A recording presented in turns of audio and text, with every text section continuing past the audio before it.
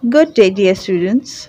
Hope you all are doing well and keeping good health. Staying home, you all are aware of learning new things. Hope you are taking good care of yourself and other living things as plants in your home. We all know that plants are very essential for oxygen. Do you know anything about their family? Well, today, our topic is plants, and our unit is 5, page number 43 from our Oxford Science book. So, Before starting the lesson, we have to learn some new words which we will be using in the lesson. You must learn to pronounce and understand these words by learning from vocabulary which is given there. The words are angiosperm, a group of plants having seeds enclosed in a fruit. Cotyledon, seed leaf present inside the seed. Embryo, a baby plant inside the seed. Dicotyledon, a plant having two seed leaves. Germinate, when a seed begins to put out shoots and grow. Gymnosperm, a group of plants having naked seeds. Monocotyledon, a group of plants having one seed leaf. Phloem, tube-like structure that transport food in vascular plants. Photosynthesis, the process by which green plants use sunlight to make food. Xylem, tube-like structure that transport water in vascular plants. students, first of all, we will recall those things which we have studied in our previous class. Okay? हम उन बातों को दोबारा गौर करेंगे जो कि हमने अपनी पुरानी क्लासेस में पढ़ी हैं. So, first thing is that plants grow to many sizes and in most places. यानी plants डिफरेंट डिफरेंट साइजेस के होते हैं और डिफरेंट डिफरेंट प्लेसेस पे उगते हैं. इसका मतलब ये कि वो किसी स्पेसिफिक जगह पे या किसी स्पेसिफिक साइज़ में नहीं उगते हैं. वो वेरियस जगहों पर और वेरियस साइजेस में उगते हैं. Plants contain chlorophyll and make their own food by themselves. ठीक है. प्लांट्स के अंदर एक ग्रीन सब्सटेंस जिसे हम क्लोरोफिल कहते हैं वो मौजूद होता है और वो अपना खाना खुद ही तैयार करते हैं एक प्रोसेस की मदद से जिसे हम फोटोसिंथेसिस कहते हैं. फोटोसिंथेसिस में प्लांट्स सनलाइट, वाटर और कार्बन डाइऑक्साइड का यूज़ करके अपना खाना खुद ही बनाते हैं. Plants can be classified as simple और complex based on their structure. Plants can be classified in different ways. Terrestrial plants grows on land, aquatic plant grows in or underwater. So, these were those things which we have studied in our previous classes. Now it's time to see something new. So today we are about to study about the kingdom of plants. So basically the kingdom of plants is divided into two further categories, which is flowering plants and non-flowering plants. So let's start from non-flowering plants. जैसे कि नाम से ही जाहिर है, non flowering plants वो plants जिन पे फूल नहीं नज़र आते. Obviously, these plants do not produce flowers. Some of them are seedless plants and some of them are seed bearing plants. यानी नॉन फ्लावरिंग प्लांट्स में भी कुछ प्लांट्स ऐसे होते हैं जो कि सीडलेस होते हैं, यानी उन पर कोई सीड नज़र नहीं आता, और कुछ प्लांट्स ऐसे होते हैं जो कि सीड बेयर करते हैं, यानी अपने ऊपर बीज उगाते हैं. So, some of the examples of seedless plants are algae, moss, and fern. Now come to the second category in non flowering plants, यानी नॉन फ्लावरिंग प्लांट्स की सेकेंड कैटेगरी में आते हैं, जिसमें हमें नज़र आते हैं वो प्लांट जो कि सीड बेयर करते हैं, seed bearing plants. Some of these seed bearing plants are spruce tree and pine tree. So let's describe them. Basically spruce tree और pine tree होते क्या है? These plants are like conifers. Conifers एक word है जो कि कोन से निकला है। कोन से तो आप सब वाकिफ़ ही होंगे, वही आइसक्रीम की कोन जो आप खाते हैं। So basically cone is pointed from one side and is a complete circle from another side. So conifer का यही मतलब होता है कि पॉइंटेड होना और नीचे से थोड़ा सा एक्सटेंडेड, यानी थोड़े से फैले होना, नीचे से फैले होना और ऊपर से बिल्कुल पॉइंटेड होना। So of course these plants are just like cone, that's why they are named as conifers. And these plants bear seeds, as we already know that, okay? But the seeds are not enclosed in their fruits or flowers. यानी ये कि इनके जो seeds होते हैं वो इनके फलों में या इनके ऊपर उगने वाले फ्लावर्स में, और ऑब्वियसली ये तो नॉन फ्लावर्स है तो फ्लावर्स तो उगेंगे नहीं, बट इनके अंदर जो फल उगते हैं उनके अंदर भी ये सीड्स नहीं पाए जाते, ये सीड्स इनके ऊपर ही लगते हैं, okay? So they are called naked seed plants or gymnosperms. Now let's study about flowering plants. Number 1, these plants produce flowers. इन पौधों पर फूल उगते हैं. Number 2, their seeds are enclosed in fruits or flowers and they are called angiosperms. और इनके बीज फूलों में और इनके फलों के बीच में पाए जाते हैं और इन्हें एंजियोस्पर्म्स कहा जाता है. रिमेंबर दैट, ये आपने याद रखनी है बात कि नॉन फ्लावरिंग प्लांट्स जो हैं उन्हें जिम्नोस्पर्म्स कहा जाता है और फ्लावरिंग प्लांट्स जो हैं उन्हें एंजियोस्पर्म्स कहा जाता है. Flowering plants are further divided into 2 main groups according to their cotyledons. इनके अंदर जो सीड होता है, सीड के अंदर छोटे पत्ते जन्म लेते हैं, उन पत्तों को कहा जाता है कोटिलिडन्स. अब ये 2 किस्म के होते हैं, मोनोकोटिलिडन्स और डाइकोटिलिडन्स. जिन बीजों में एक पत्ता होता है उसे मोनो कहा जाता है और जिसमें 2 पत्ते होते हैं उसे डाई कहा जाता है. Mono means 1 and di means 2. और ये कोटिलिडन्स प्लांट्स को खाना सप्लाई करने का काम करते हैं जब तक वो फल नहीं बन जाता या उभर कर ज़मीन से बाहर नहीं आ जाता. It surrounds the growing embryo and provides food for it. और ये कोटिलिडन जो बीज है उसको प्रोटेक्ट करने का काम भी करता है और साथ साथ उसको खाना भी मुहैया करता है. Seeds with 1 cotyledon is called monocot. Seeds with 2 cotyledons is called dicot. यहाँ तक आपको समझ आ गया कि 2 किस्म के कोटिलिडन्स होते हैं, पहला मोनोकोटिलिडन्स और दूसरा डाइकोटिलिडन. अच्छा,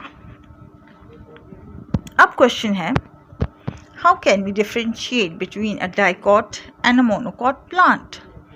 हम डाइकॉट और मोनोकॉट प्लांट में डिफ्रेंशिएट कैसे कर सकते हैं? हमें कैसे पता चलेगा कि ये डाइकॉट प्लांट है और ये मोनोकॉट प्लांट है? इसके लिए आपको अपनी बुक का पेज 45 बहुत पढ़ना पड़ेगा और उसमें आपको पता चलेगा कि एक पौधे के कितने हिस्से होते हैं, कितने पार्ट्स होते हैं. पहला पार्ट होता है सीड, यानी कि बीज. बीज आप सबको पता है कि किसी पौधे को उगाने के लिए या लगाने के लिए हम सबसे पहले बीज को ज़मीन के नीचे बोते हैं, उसे पानी देते हैं और फिर वो बीज जो है वो ग्रो करके ज़मीन के ऊपर आता है और एक नया पौधा बनता है. अब आपको ये चीज़ समझने की ज़रूरत है कि ज़मीन के नीचे उस बीज के साथ क्या होता है। जब हम किसी बीज को ज़मीन के नीचे बोते हैं और उसे पानी डालते हैं और उसे नमी मिलती है, तो उस बीज के अंदर से एम्ब्रियो निकलते हैं। वो एम्ब्रियो होते हैं, उस एम्ब्रियो के ऊपर एक लेयर लगी होती है, उस लेयर को कहते हैं कोटिलेडन्स। उसमें से निकलते हैं पत्ते। अगर एक पत्ता निकलता है तो उसे कहा जाता है मोनोकॉट, और अगर दो निकलते हैं तो उसे कहा जाता है डाइकॉट। बुक में आपको दिए हुए हैं उनकी एग्जाम्पल्स। डाइकॉट लीफ की एग्जाम्पल्स हैं जो फ्रेंच बीन्स हम लोग घरों में बहुत शौक से बनाते भी हैं, खाते भी हैं, वो भी एक डाइकॉट प्लांट है। फिर आते हैं पौधे के अगले हिस्से की तरफ, जिसे कहा जाता है स्टेम, यानी कि पौधे का तना। The stem of a plant provides the support it needs to stand upright. तने का काम पौधे को सीधा खड़ा रखने का है। फूलों को, फ्रूट्स को और लीव्स को जो चीज़ खड़ा रखती है वो होती है स्टेम या तना। Stem is there not only to make plants stand upright, but it also a transport system between the roots and the shoots. उसकी जड़ों में और उसके पौधे में जो एक खाना प्रोवाइड करने का सिस्टम है, वो इस स्टेम के ज़रिए से होता है, जिसे कहा जाता है वेस्क्यूलर सिस्टम। और इस वेस्क्यूलर सिस्टम में दो बहुत अहम सिस्टम्स होते हैं, जिन्हें कहा जाता है जाइलम एंड फ्लोम, जो पानी और खाने को पौधे की रूट से लेकर शूट्स तक जाता है। Vascular bundles are arranged in rings in dicot and scattered throughout the stem in monocot. इसका मतलब ये है कि जो डाइकॉट स्टेम है उसके अंदर वेस्कुलर बंडल्स जो होते हैं वो बहुत अरेंज फॉर्म में होते हैं, रिंग्स के अंदर वो प्रॉपरली अरेंज होते हैं। जबकि मोनोकॉट स्टेम को अगर काट कर देखें तो उसके अंदर जो वेस्कुलर बंडल्स हैं वो स्कैटर्ड होते हैं, बिखरे हुए होते हैं, यहाँ वहाँ पड़े हुए होते हैं, और उसमें जाइलम और फ्लोएम को जाने में आसानी रहती है ताकि वो शूट को जो है पानी और खाना फराहम कर सकें। Okay students, now let's move on to leaf. अब हम लीफ को थोड़ा गौर से देखेंगे ताकि हम लीफ को देखकर मोनोकॉट और डाइकॉट का डिफरेंस पता कर सकें। If you look closely at leaf, अगर आप किसी पत्ते को बगौर देखें, बगौर उसका जायज़ा लें, you see that it has a tiny transport system embedded in. पत्ते को जब आप करीब करके गौर से देखते हैं तो उसमें आपको एक जाल बिछा हुआ नज़र आता है, जो बिल्कुल उसके इतना बारीक होता है कि आपको आंखें करीब करके नज़र आता है। इस नेटवर्क को कहा जाता है वेन्स का network. This is a network of veins. The leaves of a monocot plant have parallel veins. Monocot leaf में आपको जो लाइंस हैं, जो वेन्स हैं, वो सीधी सीधी दिखाई देती हैं। ये एक बड़ी निशानी, आप इस चीज़ को समझ सकते हैं। फ़र्क आप बता सकते हैं कि ये मोनोकॉट है और ये डाइकॉट है। किसी भी पौधे के पत्तों को देखकर आप बगौर बआसानी बता सकते हैं कि ये मोनोकॉट है या डाइकॉट है। जिस तरह से मोनोकॉट लीफ में पैरेलल वेन्स होती हैं, as it is, the leaves of a dicot plant have net-like veins. और डाइकॉट प्लांट में जो वेन्स हैं वो नेट की तरह से बिछी हुई होती है, जाल की तरह से बिछी हुई होती हैं, और ये पत्ते में एक सिरे से दूसरे सिरे तक जा रही होती हैं। ये बहुत मेन डिफरेंस आप पत्तों से मालूम कर सकते हैं मोनोकॉट और डाइकॉट का। Alright students, let's come to the next part of a plant to differentiate between monocot and dicot. एक फ्लावर को देखकर भी आप अंदाज़ा लगा सकते हैं कि ये एक मोनोकॉट प्लांट है या डाइकॉट प्लांट है। For suppose, if a flower has 3 petals or a number which is divisible by 3, it is flower of a monocot plant. अगर किसी फूल की पत्तियाँ 3 से ज़्यादा हैं या जिसका पत्तियाँ इतनी हैं कि वो 3 से डिवाइड हो सकती हैं, तो आप बासानी बता सकते हैं कि ये एक मोनोकॉट प्लांट है। If a flower has a number of petals that can be divided by 4 or 5, it is a flower of a dicot plant. अगर कोई फूल जिसकी पत्तियाँ डिवाइड होती हैं 4 या 5 से, तो आप अंदाज़ा लगा सकते हैं कि ये एक डाइकॉट प्लांट है। माइंड इट, अगर किसी फूल की पत्तियाँ 3 से डिवाइड होती हैं, उसकी पत्तियाँ इतनी हैं कि वो 3 से डिवाइड हों, तो वो एक मोनोकॉट प्लांट है। और अगर उसकी पत्तियाँ इतनी हैं कि वो 4 या 5 से डिवाइड होती हैं, तो वो एक डाइकॉट प्लांट है। बहुत आसान डिफरेंस है। बहुत आसानी से आप ये अंदाज़ा लगा सकते हैं कि is it a monocot plant और is it a dicot plant. Now students, let's come to the last and final part of a plant, and that is root. आप सब जानते हैं रूट का क्या मतलब होता है। पौधे की जड़ें, वो जड़ें जो ज़मीन के नीचे पाई जाती हैं। अब आप जड़ों को देखकर ये अंदाज़ा कैसे कर सकते हैं कि ये मोनोकॉट प्लांट है या डाइकॉट प्लांट है। देखें,